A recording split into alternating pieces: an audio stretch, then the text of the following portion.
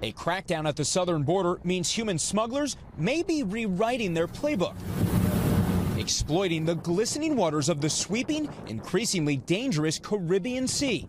Law enforcement officials say they intercepted 30 Chinese nationals on boats off Florida's coast in August, all suspected of being undocumented.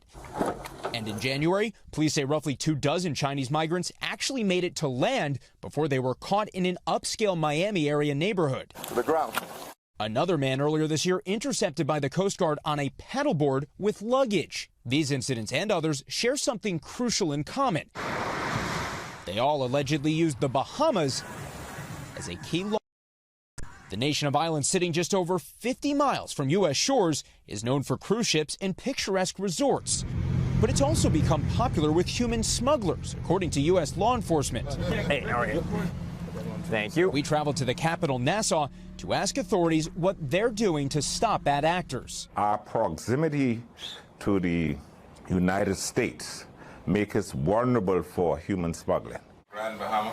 Commodore Floyd Moxey commands the Royal Bahamas Defense Force, or RBDF, which he says patrols over 700 islands, more than 100,000 square miles of water. The Royal Bahamas Defense Force says if it spotted something suspicious, this would be one of the first vessels they send out because it is fast and it is nimble, which means it can move between the open water and the coastline.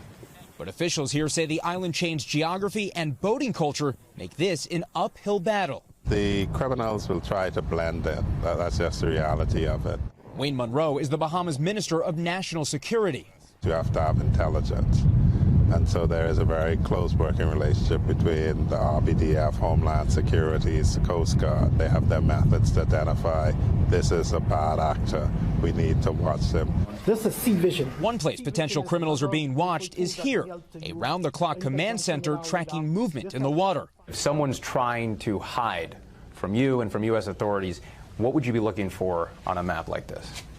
Well, we'd be looking for a dot that indicate that it is a dark vessel, something we can't identify. So you'd be looking for something that is not familiar. Yes, that's not familiar. The number of tourists caught using the Bahamas to get into the United States spiked from 2021 to 2023 before dropping the last 2 years, according to the Bahamian military. Chinese migrant apprehensions follow a similar pattern, but these numbers may not tell the full story. NBC News obtained exclusive audio earlier this year of a man identifying himself as a smuggler. The man telling a prospective customer he won't get caught if he travels to Florida by boat from the Bahamas. That apparent vulnerability drawing criticism, including from the St. Lucie County Sheriff in Florida, where August's alleged smuggling attempt was stopped. The sheriff saying this to TC Palm. Is the Bahamas has really relaxed a lot of their immigration. And so people are going there as kind of a launching point to get here to the United States. So you have that sheriff suggesting immigration policies have been relaxed here. What would you say to that? No immigration policies have changed over the course of the ebbs and flows that has been shown.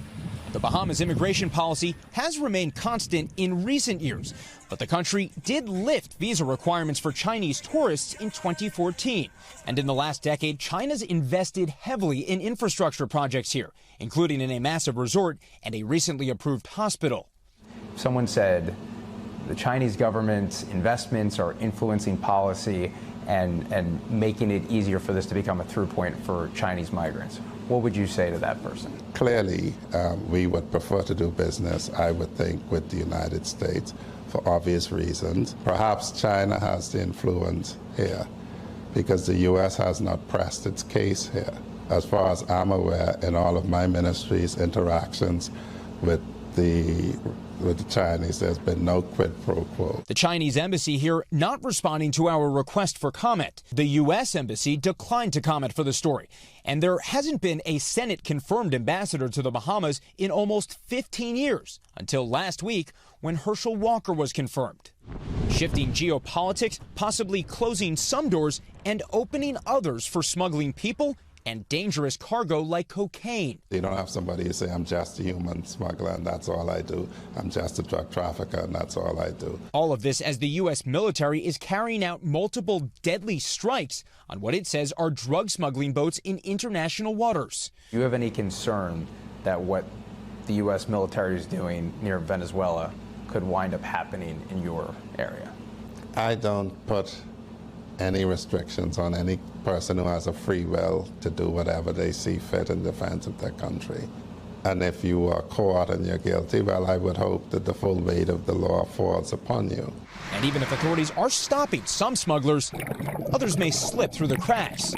Weeks before those Miami area stops this year, police in Florida tell us this group went undetected by authorities, vanishing into the U.S.